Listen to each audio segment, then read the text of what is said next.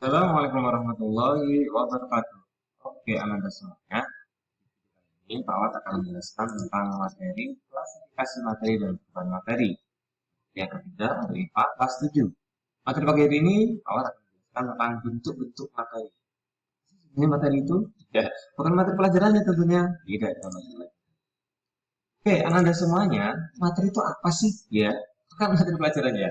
Kalau kita dalam bahasa Inggris, contohnya seperti major, ya. Science. Nah, materi adalah sesuatu yang menempati ruang dan waktu. Ya, jadi mempunyai ruang dan waktu. Dia di saat waktu dia menempati suatu ruang. Karena dia menempati suatu ruang, dia pasti nanti akan punya massa. Ya, punya materi. Jadi segala hal yang terdiri dari atom, ya, jadi partikel terkecil dari setiap benda yang memiliki ruang dan menempati waktu sebagai materi. Plastik, pipa besi, kendi, baju, gelas, air, apapun itu, udara, ya, semuanya adalah materi. Apa yang bukan materi dan tidak menempati waktu dan mungkin menempati ruang tapi tidak punya waktu? Seperti contoh kalau bukan materi, cahaya, ya, saat, lalu mungkin alam yang tidak berada di dalam kita, dia pahala, dosa, malaikat, itu tidak materi. Mungkin yang kita harus baik dan sebagainya. Bukan materi. Jadi kalau ada jelas bisa kita sentuh dan seterusnya, ya pada waktu tersebut dia disebut sebagai materi. Sekarang kita ke klasifikasi materi. Nah, apa sebenarnya sih itu materi? Jadi kalau Anda mau belajar tentang materi, Anda harus tahu dulu bagian terkecil dari materi, ya, atom. Jadi kalau setiap benda yang bisa Anda sentuh memiliki volume, memiliki bentuk, dan dia menempati suatu tempat pada waktu tersebut, dia nanti bagian terkecil dari benda itu adalah atom. Setiap benda yang ada di dunia ini, kalau kita lihat bagian yang paling terkecil dan tidak bisa kita bagi, disebut atom. Nah, lalu bentuk-bentuk materi kalau kita tahu seperti apa ya? Nah, ini kalau materi tadi itu sesuatu yang memiliki volume, memiliki massa dan menempati suatu tempat di dalam waktu, dia dalam bentuk persediaannya dia akan seperti tiga, ya, padat, cair, dan juga ada yang gas, ya. Dia adalah bentuk-bentuk materinya. Yang kita tahu ya kalau materi padat itu contohnya pada yang cair, yang inilah bentuk-bentuk materi dalam bahasa. Sekarang kita cek nih, ya, dari tiga materi ini kira-kira sifat-sifatnya apa saja? Berbeda ya. Mulai dari sifat zat padat, ya, materinya tetap, gitu ya. Jadi kalau kita tahu bentuk zat padat atau batu, akan cepat tetap cenderung seperti itu, ya. Padat besi, aluminium, logam, ya, juga yang lalu volumenya tetap, selain bentuknya tetap pun tetap, ya. Jadi gaya tarik antar partikelnya sangat kuat. Apabila kita tahu zat padat, maka partikelnya itu sangat-sangat dekat, gitu ya. Jadi atom jarak antar atomnya itu jarak antar partikel jenisnya itu sangat-sangat dekat. Jadi sangat-sangat dekat sekali. Dan gaya tarik antar partikel ini sangat kuat. Kuat lah, ya. Jadi tetap akhirnya jarak antar partikel sangat dekat. Ini tadi ya, selain gaya tariknya sangat kuat, karena gaya tariknya sangat kuat, maka gaya jarak antar partikelnya sangat dekat. Lalu gerak antar partikel penyusun sangat terbatas. Bagaimana maksudnya? Jadi antara satu partikel penyusunnya dengan yang lain, maka dia tidak bisa bergerak kemana-mana. Dia tetap bergerak begini saja. Ya, di sini sudah gitu. Karena benda padat gerak partikelnya sangat-sangat. Lalu keteraturan susunan partikel itu sangat teratur. Berarti ya, sangat-sangat teratur sekali. Bagaimana partikel pada zat padat. Lalu zat tidak dimanfaatkan, tidak bisa dimanfaatkan. Bagaimana maksudnya? Apabila kita memiliki besi, ya, maka besi ini tidak bisa kita jadikan ukuran semisal menjadi ukuran lebih kecil sekali. Tidak bisa ya, karena volumenya sangat padat, gaya tarik gaya antar partikel itu sangat padat, maka tidak bisa kita perkecil lagi atau kita manfaatkan. Kita padatkan, ya, tidak bisa.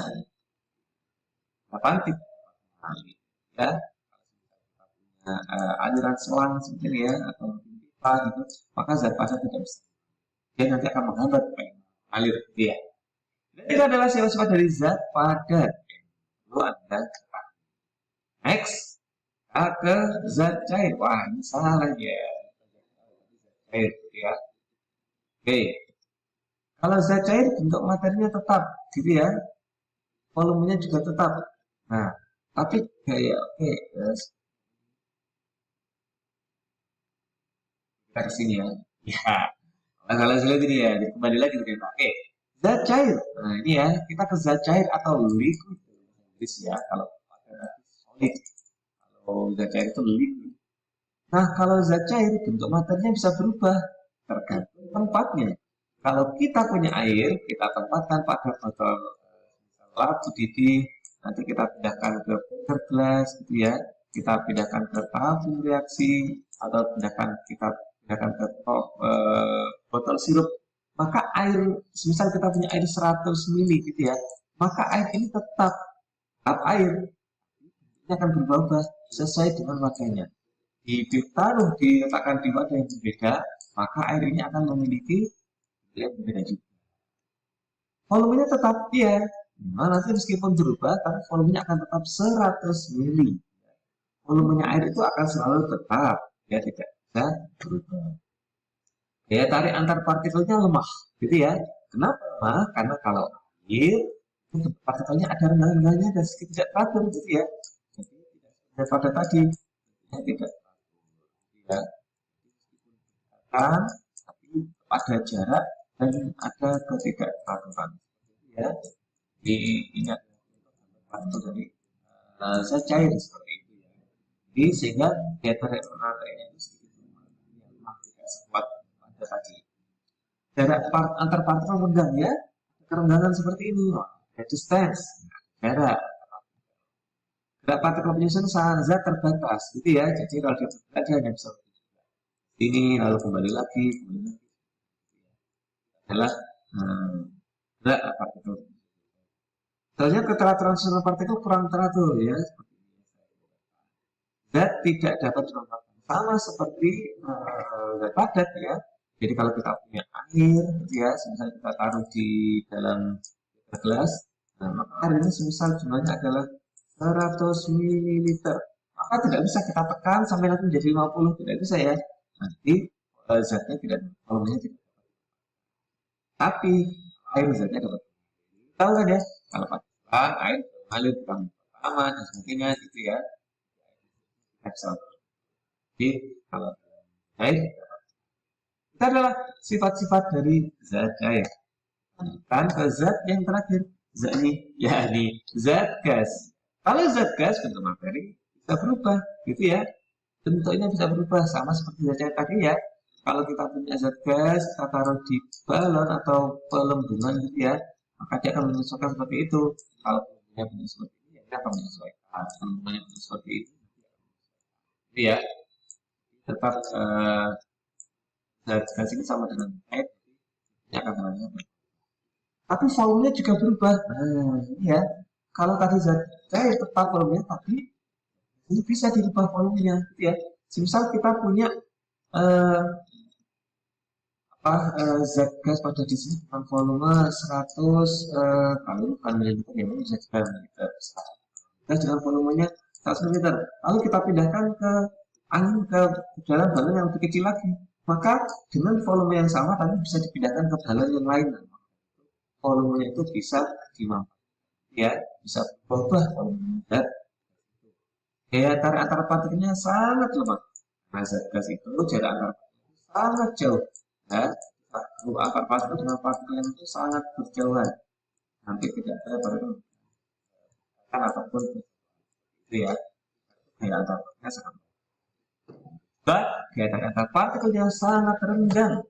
Daya partikel penyusunnya sangat bebas, gitu ya. Tidak kemanapun dia sangat jarang sekali bertemu dengan partikel yang lain. Keteraturan susunan partikel sangat tidak teratur dan zatnya bisa dimanfaatkan ya. Dari volume, kalau kita punya udara atau zat gas dengan volume berapa, bisa kita padatkan menjadi volume yang lebih ya. Dan ada. Kalau ada zat keseimbangan apa ya? Ya, terima kasih itu untuk sifat-sifat dari zat-zat berbentuk zat karakteristik